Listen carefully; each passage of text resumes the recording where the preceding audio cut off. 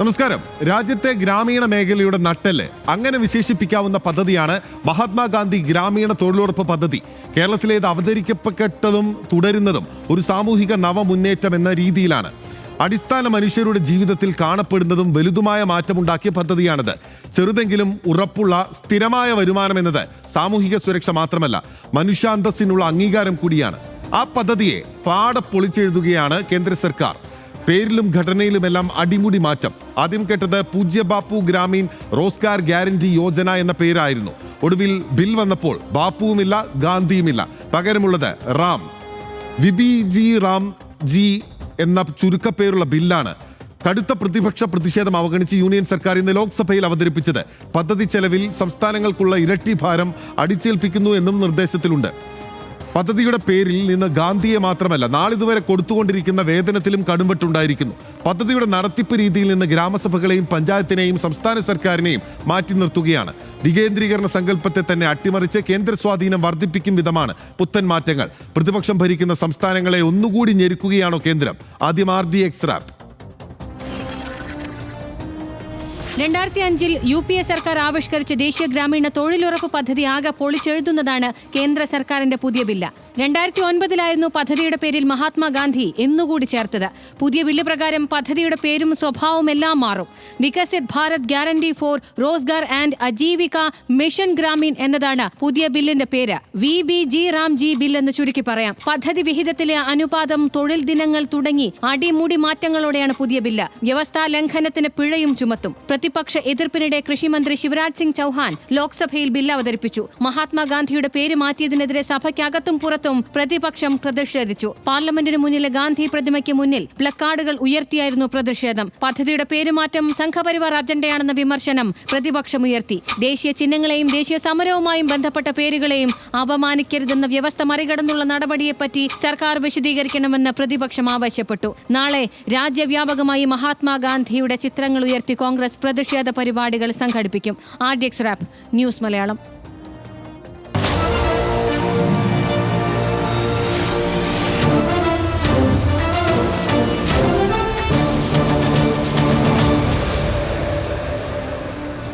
Bill അവതരണത്തിന് പിന്നാലെ പ്രതിപക്ഷം ഗാന്ധി ചിത്രം ഉയർത്തി പ്രതിഷേധിച്ചു. ചിത്രം താഴ്ത്തിപ്പിടിക്കാൻ സ്പീക്കർ ആവശ്യപ്പെട്ടു.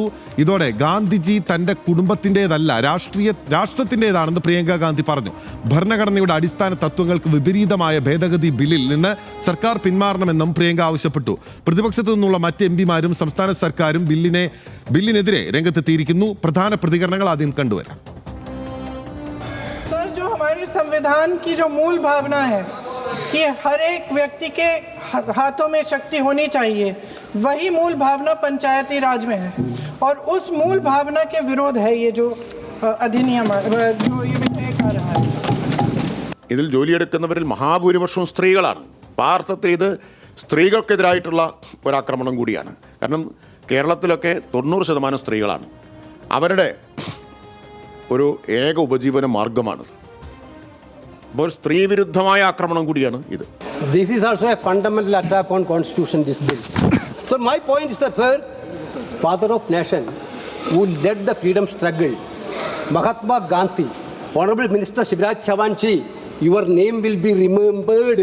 The minister who removed the father of the nation's name, your name will be remembered. അവകാശത്തെ ഒരു ഔദാര്യമാക്കി മാറ്റുന്നുള്ളതാണ്. മാത്രമല്ല ഇതൊരു സീലിംഗ് വെച്ചിരിക്കുകയാണ്. അതായത് ഗവൺമെൻറ് അലോക്കേറ്റ് ചെയ്യുന്ന പണത്തിൻ്റെ അനുസരിച്ച് മാത്രമേ നിങ്ങളുടെ അവകാശം നിഷ്കർഷിക്കുന്നുള്ളൂ. എന്ന് പറഞ്ഞാൽ നിങ്ങൾക്ക് അവകാശമല്ല, ഞങ്ങളൊരു പണം വെക്കും, ആ പണത്തിനുള്ളിൽ നിങ്ങൾക്ക് ജോലി കിട്ടും, ആ ജോലി കഴിഞ്ഞാൽ, ആ പണം കഴിഞ്ഞാൽ നിങ്ങൾക്ക് ജോലിയില്ല. ഡാറ്റാ ഷീറ്റിലേക്കാണ് ഇനി. അട്ടിമറിക്കുന്നോ അടിസ്ഥാനം എന്നുള്ളതാണ് ചോദ്യം. നിലവിൽ പദ്ധതി വിഹിതത്തിലെ കേന്ദ്ര സംസ്ഥാന അനുപാതം 90-10 എന്നതായിരുന്നു. ഇത് 60-40 എന്ന വിധത്തിൽ മാറും. വടക്ക് കിഴക്കൻ സംസ്ഥാനങ്ങൾ ഉത്തരാഖണ്ഡ്, ഹിമാചൽ പ്രദേശ്, ജമ്മു കാശ്മീർ 90-10, ഈ സംസ്ഥാനങ്ങളിൽ 90-10 തുടരും. സംസ്ഥാനത്തിന് അനുവദിക്കേണ്ട വിഹിതം കേന്ദ്ര സർക്കാർ നിശ്ചയിക്കും. അനുവദിച്ച വിഹിതത്തിന് മുകളിൽ ചെലവ് വന്നാൽ അത് സംസ്ഥാന സർക്കാർ വഹിക്കണം. ഒരു വർഷം കുറഞ്ഞത് 100 തൊഴിൽ ദിനങ്ങൾ എന്നത് മാറി 125 ആവുകയും ചെയ്യും. കാർഷിക സീസൺ കണക്കിലെടുത്ത് 60 ദിവസം വരെ അത്തരം ജോലികൾ മാത്രമേ അനുവദിക്കാനാവുകയുമുള്ളൂ. 15 ദിവസത്തിനകം തൊഴിൽ നൽകാനായില്ലെങ്കിൽ തൊഴിലില്ലായ്മ വേതനം സംസ്ഥാനം നൽകണമെന്നും ഈ ബില്ല് വ്യവസ്ഥ ചെയ്യുന്നു. ദിവസക്കൂലി ഒരാഴ്ചയ്ക്കുള്ളിൽ കൊടുത്തു തീർക്കണം. പരമാവധി 2 ആഴ്ചയ്ക്കുള്ളിൽ ഇത് നൽകി തീർക്കണമെന്ന് നൽകണമെന്നും ബില്ല് വ്യവസ്ഥ ചെയ്യുകയാണ്. സംസ്ഥാനങ്ങൾക്ക് ഇത് വൻ തിരിച്ചടി എന്നാണ് ആക്ഷേപം. സാമ്പത്തിക ഭാരം കൂടും, പദ്ധതിയിലുള്ള അധികാരങ്ങളും സംസ്ഥാനങ്ങൾക്ക് നിലവിൽ നഷ്ടമാകും. സംസ്ഥാനം ഗ്രാമസഭ തൊഴിലാളി നിയന്ത്രിതം എന്ന നിലയിലുള്ള ഫണ്ട് വിനിയോഗ അധികാരം ഇതോടെ പൂർണ്ണമായി ഇല്ലാതാവുകയാണ്. എല്ലാ പഞ്ചായത്തുകളിലും പദ്ധതി നടപ്പാക്കാനാവുകയുമില്ല. പഞ്ചായത്തുകൾ ഏതൊക്കെയാണെന്ന് കേന്ദ്ര സർക്കാർ നിർദ്ദേശിക്കും. BJP സ്വാധീനമുള്ള ഇടങ്ങളിൽ മാത്രമായി ജോലി കേന്ദ്രീകരിക്കപ്പെടുമോ എന്ന ആശങ്ക പ്രതിപക്ഷ ഭരണ സംസ്ഥാനങ്ങൾക്കുണ്ട്.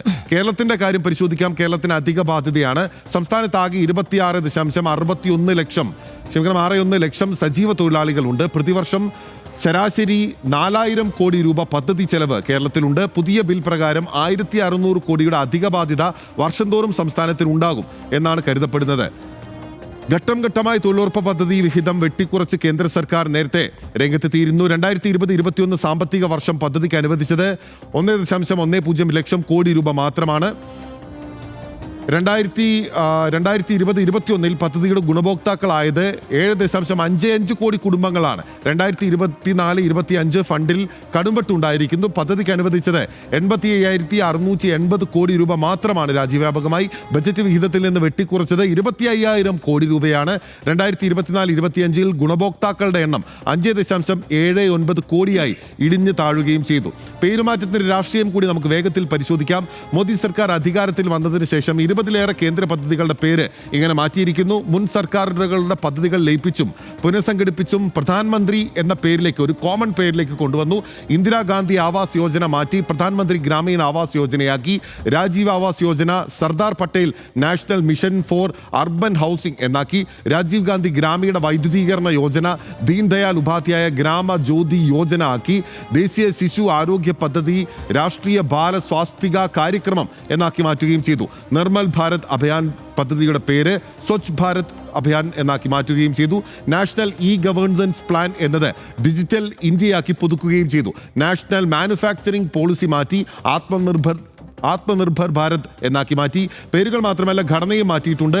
ദീൻദയാൽ, അടൽ, പ്രധാനമന്ത്രി എന്നിങ്ങനെ ബ്രാൻഡിങ്ങും ഇത്തരം പദ്ധതികളിലൂടെ നടപ്പാക്കുകയും ചെയ്തിട്ടുണ്ട്. സനീഷ, ഇത് യഥാർത്ഥത്തിൽ ഈ മൻരേഗ എന്നാണല്ലോ ഇതിൻ്റെ ഒരു ചുരുക്കപ്പേര്. മഹാത്മാഗാന്ധി ഗ്രാമീണ തൊഴിലുറപ്പ് പദ്ധതി എന്നുള്ളത് മൻരേഗ, മനസ്സിൻ്റെ രേഖ എന്നായിരുന്നു ആ പദ്ധതി നടപ്പാക്കുമ്പോൾ 2005 UPA സർക്കാർ വിഭാവനം ചെയ്തിരുന്നത്. ആ പദ്ധതി ഈ രാജ്യത്ത് കൊണ്ടുവന്നിട്ടുള്ള പുരോഗതി നമ്മുടെ നാടിനെ അപേക്ഷിച്ച് ഉത്തരേന്ത്യയിലെല്ലാം പോയാൽ നമുക്ക് മനസ്സിലാകുന്നതാണ്. അവിടെയായിരുന്നു ഏറ്റവും കൂടുതൽ, പ്രത്യേകിച്ച് ഹിന്ദി ഹെഡ്ലാൻഡുകളിലൊക്കെ പട്ടികജാതി, ദളിത്, വനിതകൾ ഉൾപ്പെടെയുള്ള ആളുകൾക്ക് ഈ സർക്കാരുകൾ പ്രഖ്യാപിക്കുന്ന ഫ്രീബീസിനപ്പുറത്തേക്ക് സ്ഥിരമായിട്ടുള്ള വരുമാനം എന്നുള്ളത്, ഒരു കാലത്തേക്കെങ്കിലും സ്ഥിരമായിട്ടുള്ള വരുമാനം എന്നുള്ളത് വലിയ വിപ്ലവമായിരുന്നു എന്ന് കാലം തെളിയിച്ചിട്ടുള്ളതാണ്. അതിൻ്റെ പേരിലാണ് ഇപ്പോൾ കടുംവെട്ട് എന്ന് തോന്നുന്നു. ഇതിനകത്ത് 3 കാര്യങ്ങളുണ്ട്. ഒന്ന്, ഈ പേരുകൾ നിരന്തരമായിട്ട് ഇങ്ങനെ മാറ്റിക്കൊണ്ടിരിക്കുന്നത്. 2, ഈ പറഞ്ഞ പോലെ ഈ തൊഴിലുറപ്പ് പദ്ധതിയുടെ ചില അടിസ്ഥാന സംഗതികൾ തന്നെ മാറ്റിയിട്ട് സംസ്ഥാനങ്ങൾക്ക് മേൽ അധിക ബാധ്യത വെച്ചു എന്നത്. 3ാമത്തേത് മഹാത്മാഗാന്ധിയുടെ പേര് മാറ്റിക്കളഞ്ഞു എന്നത്. ഈ 3ാമത്തെ കാര്യത്തിൽ നമ്മൾ നോക്കിയാലേ ഇതിനകത്ത് ഞാൻ 2024 ഈ നെറ്റ്ഫ്ലിക്സിൽ ഇപ്പോഴും ഉണ്ടത്. അത് ഐൻസ്റ്റീൻ ആൻഡ് ദി ബോംബ് എന്നൊരു സിനിമ നെറ്റ്ഫ്ലിക്സിലുണ്ട്. Einstein and the bomb. ഐൻസ്റ്റീന് ആറ്റം ബോംബ് ഉപയോഗിച്ച്, ഐൻസ്റ്റീന് ആ കാലത്തോടുണ്ടായിരുന്ന ഹിരോഷിമയിലോ മറ്റോ ആറ്റം ബോംബ് ഉപയോഗിച്ച്, ഞാൻ ശരിക്കും അത് ഓർക്കുന്നില്ല, ആറ്റം ബോംബ് ഉപയോഗിച്ചതിന് ശേഷം അദ്ദേഹത്തിൻ്റെ മനസ്സിലുണ്ടായിരുന്ന ചില സംഗതികളെക്കുറിച്ചുള്ള ഒരു സിനിമയാണ് ഐൻസ്റ്റീൻ ആൻഡ് ദ ബോംബ്. ഐൻസ്റ്റീനായിട്ട് അഭിനയിച്ചതൊക്കെ അദ്ദേഹത്തെ പോലെ തന്നെ തോന്നുന്ന ഒരാളാണ്. ആ സിനിമ തുടങ്ങുന്ന ഫസ്റ്റ് സീന് എന്നുള്ളത് ഒരു മേശപ്പുറത്ത്, ടൈറ്റിൽ കഴിഞ്ഞാൽ ഉടനെ ഒരു മേശപ്പുറത്ത് ഗാന്ധിയുടെ ചിത്രം ഇരിക്കുന്നതാണ്. ഐൻസ്റ്റീൻ്റെ മേശപ്പുറമാണ് കാണിക്കുന്നത്. അദ്ദേഹത്തിൻ്റെ മേശപ്പുറത്ത് ഇരിക്കുന്ന ചിത്രം, ഫോട്ടോ മഹാത്മാഗാന്ധിയുടേതാണ്.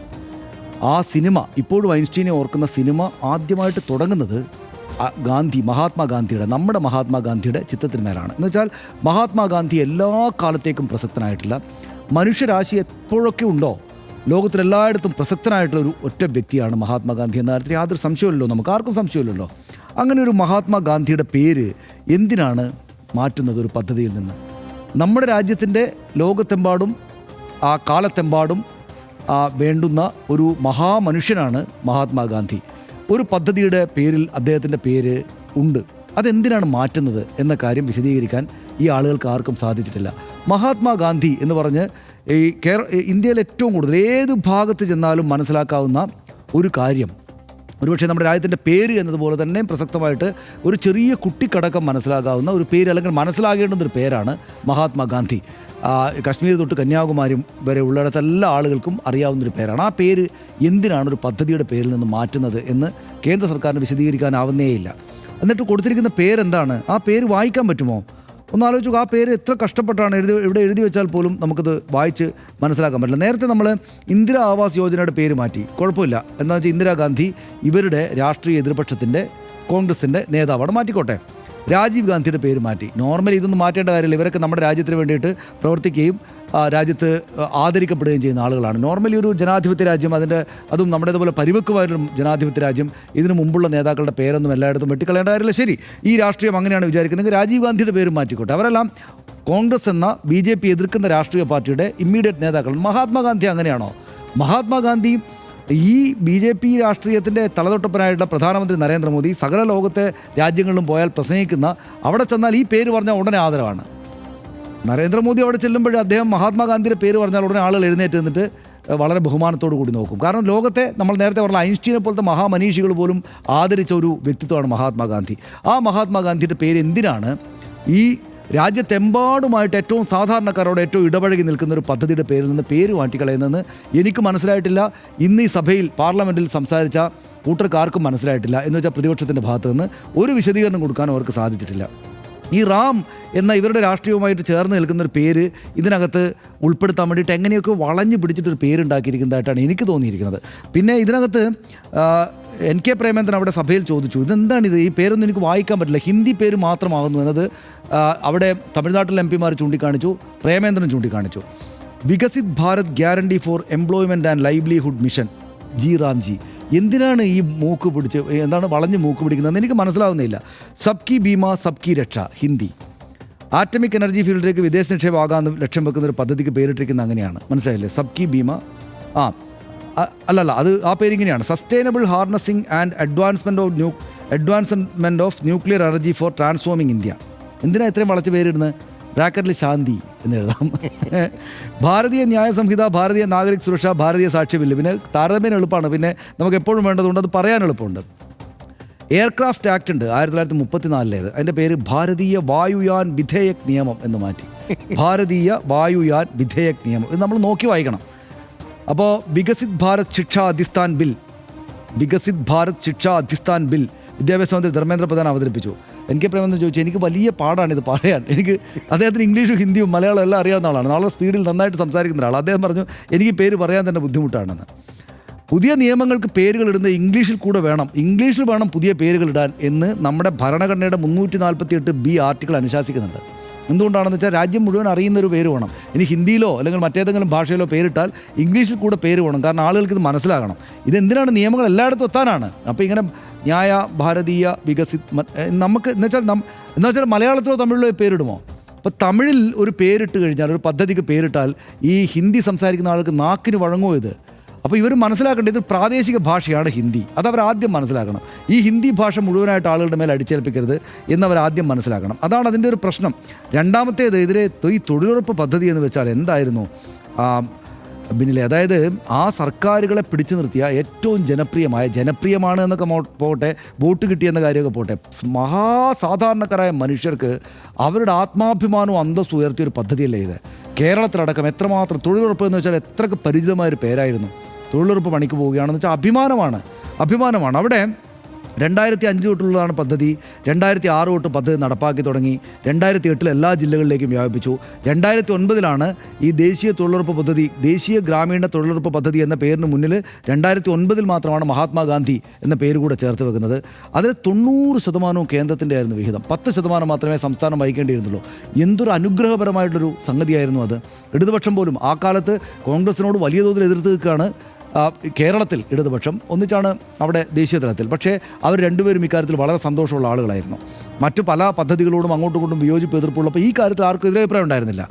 ഇപ്പോൾ കേന്ദ്രം 90% കേന്ദ്രം തരുന്നിടത്തിൽ ഇപ്പോൾ 60% കേന്ദ്രം തരൂ, 40% സംസ്ഥാനത്തിനാണ്. അതുമാത്രമല്ല, ചിലവ് അതിനപ്പുറത്തേക്ക് പോയാൽ ആ അധിക ബാധ്യതയും സംസ്ഥാനം വഹിക്കണം. ആ ബാധ്യതയും ഒന്ന്, സംസ്ഥാനത്തിന് പണം നൽകുന്നില്ല. ഇപ്പോൾ കേരളത്തിൻ്റെ മാത്രം കാര്യം എടുത്തു നോക്കിക്കഴിഞ്ഞാൽ കേരളത്തിന് എത്രമാത്രം പണം ഇവർ തരാനുണ്ട്?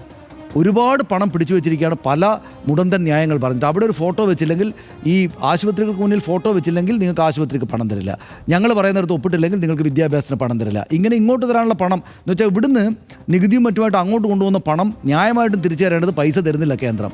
എന്നിട്ട് ഇതുപോലുള്ള പുതിയ കാര്യങ്ങൾ അടിച്ചേൽപ്പിക്കുകയും ചെയ്യുകയാണ്. അപ്പോൾ ഇതിനകത്ത് 55,000 കോടി സംസ്ഥാനങ്ങൾ പുതുതായിട്ട് മുടക്കേണ്ടി വരും അത്രേ. അപ്പോൾ കൃഷി നടക്കുന്ന പ്രത്യേകമായുള്ള സീസണിൽ ഇത് വേണമെങ്കിൽ നിർത്തിവെക്കാം എന്ന ഒരു പദ്ധതി കൂടെ, ഒരു ഇതുകൂടെ ചേർത്ത് വെച്ചിരിക്കുകയാണ്. ഇതിനകത്ത് ഒരു ഉപാധി കൂടെ ചേർത്ത് വെച്ചിരിക്കുക. അത് നേരത്തെ ഇല്ലാതിരുന്നതാണ്. 100 ദിനങ്ങളെന്ന് മാറ്റി 125 ദിനങ്ങളാക്കിയത് ഒരു പോസിറ്റീവായിട്ട് കാര്യം തോന്നുമെങ്കിലും ഈ പണത്തിൻ്റെ ബാധ്യതയൊക്കെ വരുന്നത്, അധിക ബാധ്യതയൊക്കെ വരുന്നത് മുഴുവൻ സംസ്ഥാനങ്ങൾക്ക് മേലാണ്. അത് മൻമോഹൻ സിംഗ് സർക്കാർ വരുമ്പോൾ മുഴുവൻ കേന്ദ്രമായിരുന്നു വഹിക്കുന്നത്. അപ്പോൾ എന്തിനാണ് ഈ ആളുകൾ, എനിക്ക് മനസ്സിലാവുന്നതില്ല, ഈ BJP സർക്കാർ വന്ന കാലം തൊട്ട് ഈ നന്നായിട്ട് പോകുന്ന കാര്യങ്ങളെ ഡീട്രാക്ക് ചെയ്യുക എന്നുള്ള പരിപാടി കൂടെ ചെയ്യുന്നുണ്ട്. എനിക്കെപ്പോഴും ഓർമ്മ, ഇതുപോലുള്ള സംഗതികളിൽ കേന്ദ്രത്തിൻ്റെ ഓരോ നടപടികൾ വരുമ്പോഴും ഇപ്പോൾ BJP-ക്കാർ എന്നെ വിമർശിക്കും, അല്ലാതെ എന്തെങ്കിലുമൊക്കെ പറഞ്ഞേക്കും. പക്ഷേ ഈ മര്യാദക്ക് പോയിക്കൊണ്ടിരിക്കുന്ന കാര്യത്തെ നോട്ട് നിരോധനം നടത്തിയിട്ടും പാവപ്പെട്ട സാധാരണക്കാരായ മനുഷ്യരെ എത്രമാത്രം വലിയ ബുദ്ധിമുട്ടിലേക്കാണ് കൊണ്ടുപോയത്. അതുപോലെ ഈ ബുദ്ധിമുട്ടിക്കുക എന്ന് വെച്ചാൽ ഒരു പേര് മാറ്റിയിട്ടും ഇത് പറയാൻ തന്നെ എന്തൊരു ബുദ്ധിമുട്ടാണ്. അങ്ങനെ ബുദ്ധിമുട്ടിക്കുക എന്നുള്ളത് ഒരു പദ്ധതിയായിട്ട് എടുത്തിരിക്കുകയാണോ ഇവർ എന്ന് തോന്നലുണ്ടാക്കുന്ന വിധത്തിലാണ് കേന്ദ്ര സർക്കാർ ഇത്തരം കാര്യങ്ങൾ ചെയ്യുന്നതെന്നാണ് എനിക്ക് തോന്നുന്നത്. ബിനിലെ, അങ്ങനെയല്ലേ? തീർച്ചയായും. അത് ഈ പേരിൽ തന്നെ തുടങ്ങാം. ഈ നമ്മൾ സാധാരണ രീതിയിൽ ചിലരൊക്കെ നോക്കുമ്പോൾ പറയും, വളരെ ടൈറ്റായിട്ടുള്ള ഉടുപ്പിട്ട് വരുന്ന ആളുകളെ കാണുമ്പം നീ ഉടുപ്പിനകത്തേക്ക് കയറിയിരിക്കുകയായിരുന്നു, അല്ലെങ്കിൽ നിന്റെ ദേഹത്തിട്ടാണ് തയ്ച്ചത് എന്ന് തോന്നുന്നു ഒന്ന് ചോദിക്കാറുണ്ട് ചില ആളുകൾ.